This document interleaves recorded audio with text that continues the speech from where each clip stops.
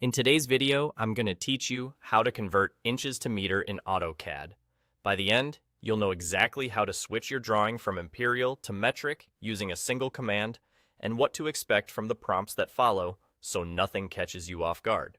First, make sure you have the drawing you want to convert open and visible in AutoCAD. If it was created in inches and you now need it in meters, this process will both change the drawing's unit setting and give you the option to scale the geometry so the sizes are correct in the new units. Go to the command line and type DWG units. That's DWGUNIT with a hyphen at the start and press enter. This opens the command line version of drawing units, which walks you through a series of prompts. The first important prompt asks you to choose the target unit for the drawing. Since we're converting to metric, select meters. You can either type the word meter or simply enter the number 6, then press enter to confirm. After that, you'll see a few more prompts. These can include the unit display format and precision. If you don't have a specific requirement for how numbers are shown, pressing enter to accept the defaults is perfectly fine. The key prompt to watch for is the one offering to scale the drawing to the newly selected units. This is crucial. If your geometry was drawn in inches and you want those same real-world sizes expressed in meters, choose Yes to scale.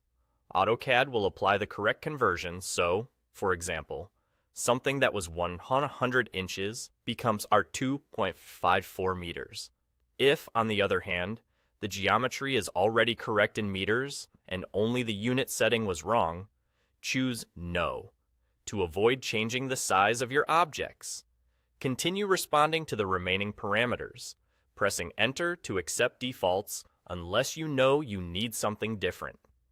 When the command finishes, your drawing's unit setting is now meters, and, if you chose to scale, the objects have been resized to match. Depending on your view, the model might look larger or smaller on screen. That's normal because the units have changed.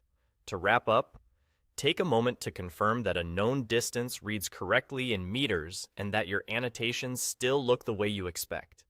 That's it. By using the buoy DWG units command, selecting meter, and choosing whether or not to scale, you've converted your drawing cleanly from inches to meters without any guesswork. Thanks for watching, and I hope this helps streamline your unit conversions in AutoCAD.